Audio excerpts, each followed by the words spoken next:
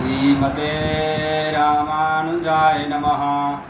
श्रीशैलेशदयापात्रं देवभक्त्यादिगुणार्णवं यतीन्द्रपवनं वन्दे रम्येदमातरं मुनिं।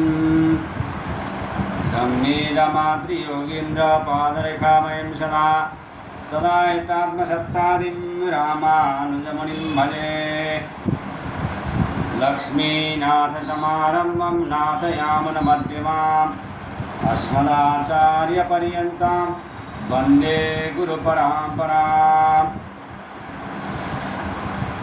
श्रीमच्छठारियतिराजकृपावलम्बं सौम्योपयन्त्रिगगनाद्रिमुनीन्द्रभक्तं वेदान्तयुग्मविशदीकरणाप्रवीणं रामानुजं यतिवरं गुरुमाश्रयामः।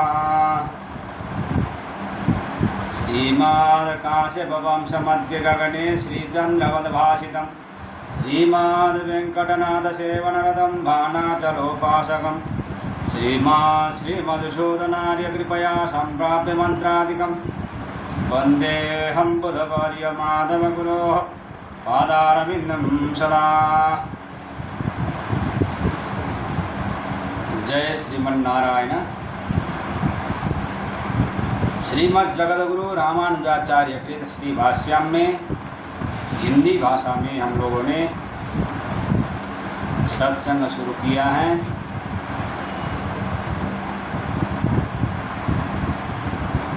कथन यह है कि जैसे समस्त नेत्र रोग विहीन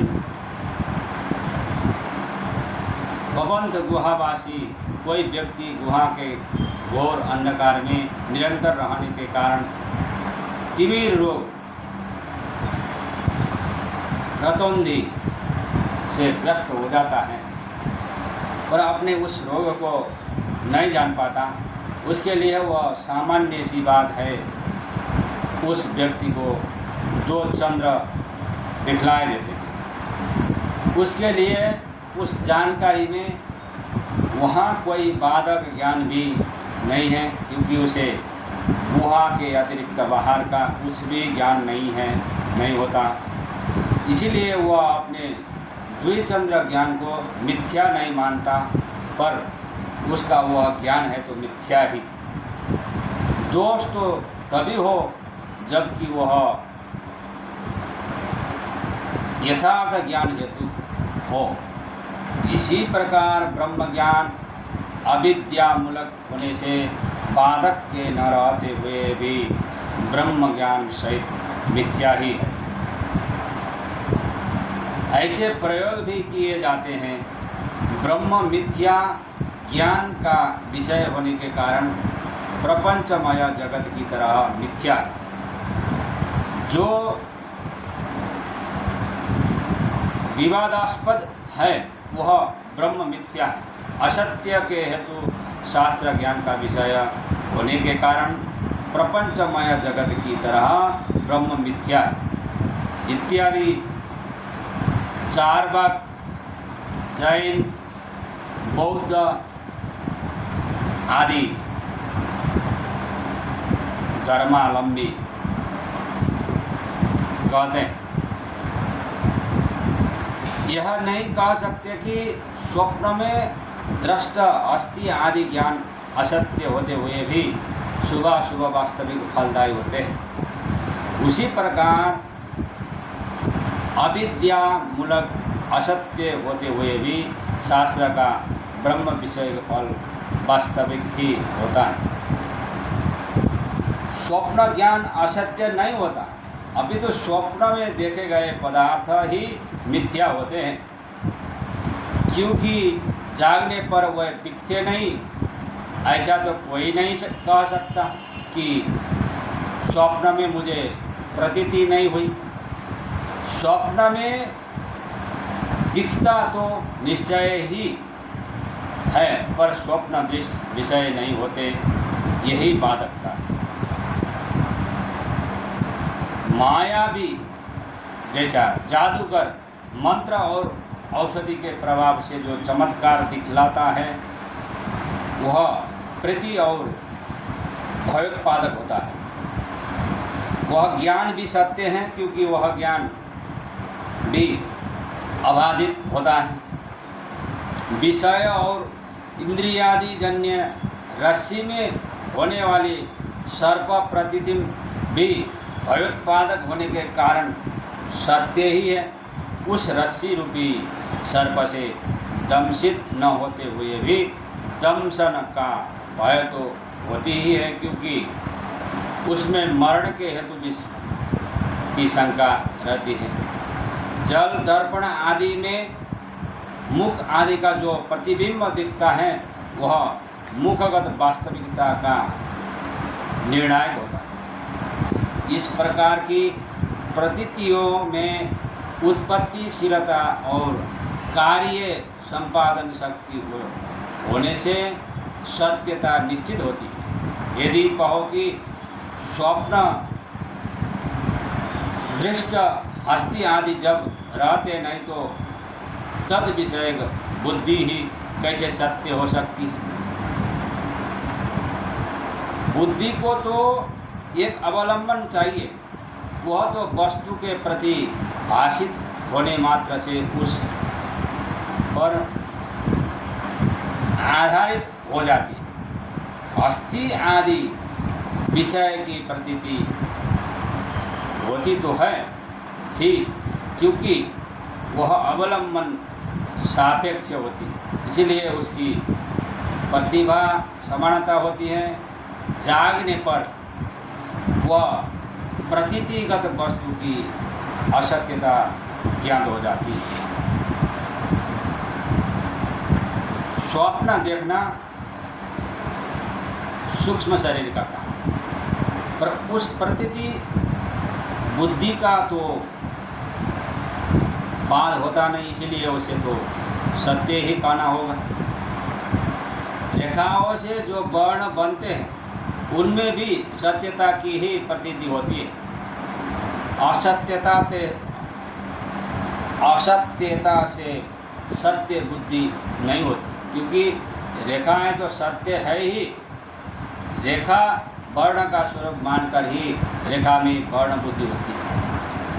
वस्तुतः रेखा तो वर्ण है ही नहीं, ऐसा संशय भी नहीं करना चाहिए, क्योंकि यदि रेखा की वर्णात्मकता को असत्य मान लेंगे तो वह वर्ण बोध को उपाय नहीं रह जाएगी। असत वस्तु की निरूपण शक्ति और उपायता कहीं भी देखी नहीं जाती और न होती ही है। यदि रेखा में होने वाले वर्ण बुद्धि को ही वर्ण बोध का उपाय मान ले तो बुद्धि तो सत्य ही है, फिर असत्य से सत्य बुद्धि हो रही है, ऐसा नहीं कह सकते। साथ ही रेखा और वर्ण दोनों में ही वर्ण बुद्धिता मानने से उपाय और उपाय दोनों एक हो जाएंगे। रेखा यदि वस्तुतः वर्णात्मक न होकर केवल उपाय मात्र ही है तो प्रत्येक रेखा से सारी वर्णमाला का सरलता से ज्ञान हो जाना चाहिए, तथा एक ही रेखा को देखने से वर्णमाला की प्रतीति हो जानी चाहिए। सो तो होती नहीं। यदि कहो कि भिन्न विशेष में जैसे देवदत्त आदि शब्द का संकेत किया जाता है, वैसे ही चक्षुर्गार्ह रेखा विषय में श्रोत्र गार्ह वर्ण विशेष के संकेत से रेखा विशेष में वर्ण विशेष की बुद्धि होती है। ठीक है, यह तो सत्य से ही सत्य की प्रतीति हुई, क्योंकि रेखा और संकेत दोनों ही सत्य हैं। रेखा चित्रित गाय में भी सत्य गाय की बुद्धि सादृश्य के कारण होती है। सादृश्य तो सत्य है ही।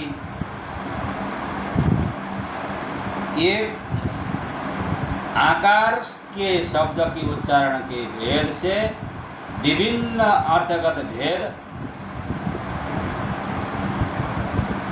बुद्धि होती है। इसीलिए असत्य से सत्य बुद्धि होती हो सो भी नहीं है, क्योंकि एक ही शब्द अनेकों ध्वनियों के अनुसार अभिव्यक्त होकर उन ध्वनियों में अभिव्यंजित होकर भिन्न भिन्न अर्थों से संबंध भिन्न भिन्न विषयों की प्रतीति करता है। अर्थबोधक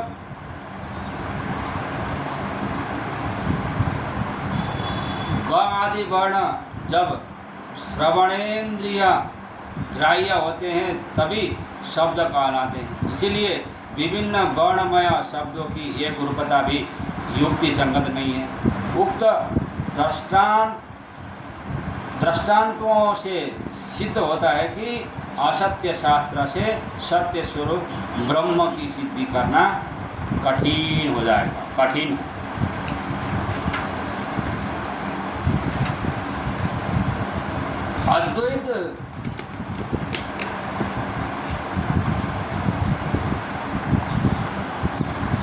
अद्वैत ज्ञान के पूर्व शास्त्र यदि सद्बुद्धि बोधक है तो उन शास्त्रों को गगन कुसुम की तरह मिथ्या तो कह नहीं सकते। तत्व ज्ञान के उत्पन्न हो जाने पर ही शास्त्र की असत्यता होती है। उस स्थिति में शास्त्र चिन्मय अद्वैत ब्रह्म विषय ज्ञानोत्पादन में सहायक भी नहीं होते। जिस समय वह ब्रह्म प्राप्ति के साधन रहते हैं उस समय तो शास्त्र सत्य ही है। तब तक तो उनकी सत्ता व्याहत होती नहीं। वादी उक्त बात ठीक नहीं है। शास्त्र को असत्य मानने से शास्त्र में जो सत्यता की बुद्धि है वह भी मिथ्या हो जाएगी। प्रतिवादी तो उससे क्या होगा? फिर इस मिथ्या शास्त्र जन्य ज्ञान का मिथ्यात्व सिद्ध होने से ज्ञान का विषय ब्रह्म भी मिथ्या हो जाएगा। जैसे कि कोई जलीय बाष्प को देखकर धुआं समझकर अग्नि का अनुमान करे, वह तो उसका मिथ्या ज्ञान ही होगा तथा उस धुआं का विषय अनुमित अग्नि भी मिथ्या होगी तथा परवर्ती किसी ज्ञान के द्वारा बाधितम न होने से शास्त्र प्रतिपादित ब्रह्म सत्य है। यह कथन भी प्रमाण सिद्ध नहीं है क्योंकि शून्य ही एकमात्र सत्य है। यह वाक्य ही उसका वादक है। यदि कहो कि यह वाक्य भ्रांति मूलक है तो शास्त्र को भी तो भ्रांति मूलक तुम ही ने कहा है। उक्त शून्यवादी वाक्य का परिवर्ती कोई बाधक प्रमाण नहीं है। अस्तु, अब अधिक अव्यवस्थित कुतर्क रूपी परिहास से क्या होगा? सही मार्ग पर आना चाहिए, सही मार्ग आना चाहिए। सदैव सौम्य मिदमग्र आसीद, सदैव सौम्यम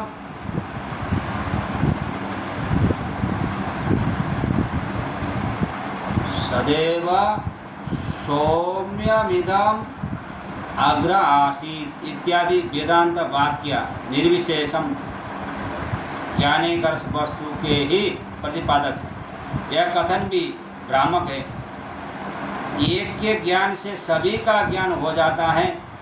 इस प्रतिज्ञा के आधार पर सत पदवाच्य परब्रह्म की जगत, उपादानता जगत, निमित्तता, सर्वज्ञता, सर्वशक्ति योग्यता, सत्य संकल्पता, सर्वांतरयामिता, सर्वनियामकता, सर्वाधारता आदि अनेक कल्याणमय विशिष्ट गुणों और उनकी सर्व जगदात्मकता का प्रतिपादन करके ऐसा परब्रह्म तुम हो। इस प्रकार श्वेतकेतु को तत्वोपदेश देने के लिए उक्त प्रकरण प्रस्तुत है। अपने वेदांत संग्रह में उसका विस्तृत विवेचन किया। इस वेदांत सूत्र के आरंभाधिकरण में भी दृढ़ता के साथ प्रतिपादन किया जाएगा। ब्रह्म सत्य ज्ञान अनंत स्वरूप है। इस श्रुति में भी ब्रह्म के साथ सत्य आदि पदों का सामानाधिकरण्य विशेषण विशेष्य भाव का अवैध होने से ब्रह्म की निर्विशेषता सिद्ध नहीं होती। अनेक गुण युक्त एक वस्तु का प्रतिपादन करना ही सामानाधिकरण्य का कार्य है। विभिन्न अर्थों में प्रयोज्य शब्दों की एकार्थ परता को ही सामानाधिकरण्य कहते हैं। इसलिए सत्य ज्ञान आदि शब्दों का मुख्यार्थ सत्यता आदि गुण रूप हो अथवा उसके विरोधी गुण के आकार वाला हो, इन दोनों में से किसी भी एक अर्थ के ज्ञापक होने से पदों की प्रवृत्ति भिन्न निमित्तक स्वीकारनी होगी। यही एक विशेषता होगी कि पदों का पहला अर्थ मुख्य तथा दूसरा अर्थ लाक्षणिक होगा। यह भी नहीं कहा जा सकता कि सत्य आदि पदों का अज्ञान आदि विपरीत अर्थ ही वस्तु का स्वरूप है, क्योंकि एक ही पद से जब स्वरूप सिद्ध हो जाता है तो अन्य पदों का प्रयोग करना व्यर्थ है। उक्त बात मानने से तो सामानाधिकरण्य असिद्ध हो जाएगा, क्योंकि एक वस्तु में वर्तमान पदों का निमित्त भेद न होगा। सामानाधिकरण्य में निमित्त भेद आवश्यक है। यदि कहो कि विशेषण के भेदानुसार एक ही वस्तु का गुणगत भेद तो रहेगा ही, इससे तो विशिष्ट पदों की एकार्थता स्वीकारने वाले सामानाधिकरण्य से विरोध होगा। एक ही वस्तु के अनेक विशेषणों वाली विशिष्टता का प्रतिपादन करने वाला सामानाधिकरण्य होता है। ऐसा वैयाकरणों का भी मत है कि भिन्न प्रवृत्ति निमित्तक शब्दों की एक अर्थ में योजना करना सामानाधिकरण्य का कार्य है। जो यह कहा कि एकमेवा द्वितीयम, इस वाक्य में प्रयुक्त अद्वितीय पद किसी भी गुण से ब्रह्म की द्वैतता नहीं स्वीकारता। इसलिए सर्वशाखा प्रत्यान्याय से अद्वितीय ब्रह्म के प्रतिपादन में ही समस्त वेदांत वाक्यों का तात्पर्य स्वीकारना चाहिए। कारण रूप से उल्लेख्य उस अद्वैत ब्रह्म को सत्यम ज्ञानम अनंतम ब्रह्म कहा गया। उक्त लक्षण वाला ब्रह्म स्वरूप से निर्गुण ही हो सकता है, सगुण नहीं। यदि सगुण स्वीकारेंगे तो निर्गुण निरंजन इत्यादि निर्गुणता बोधक श्रुति के साथ विरुद्धता होगी। यह कथन भी असंगत है।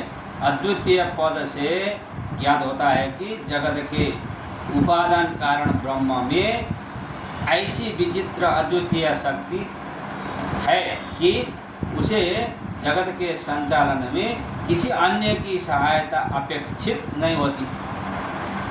ऐसी ही विचित्र शक्ति योग की बात इस श्रुति से पुष्ट होती है। उसने विचार किया, एक से अनेक हो जाऊं। उसने फिर तेज की सृष्टि की, आदि आदि इत्यादि। आज के लिए यहीं तक। जय श्रीमन्नारायण। अस्मद्गुरु जय जय परम गुरु जय। गुरु रामानुज जय जय रामानुज जय जय यतिपति जय जय श्रीधरणीधर फणिपति जय जय षठरिपु जय जय कारिसेनु जय जय श्री विश्वसेन मुनि सेनापति जय जय श्रीमद् रामानुज रामानुज रामानुज भगवद् रामानुज रामानुज रामानुज जय श्रीमन्नारायण।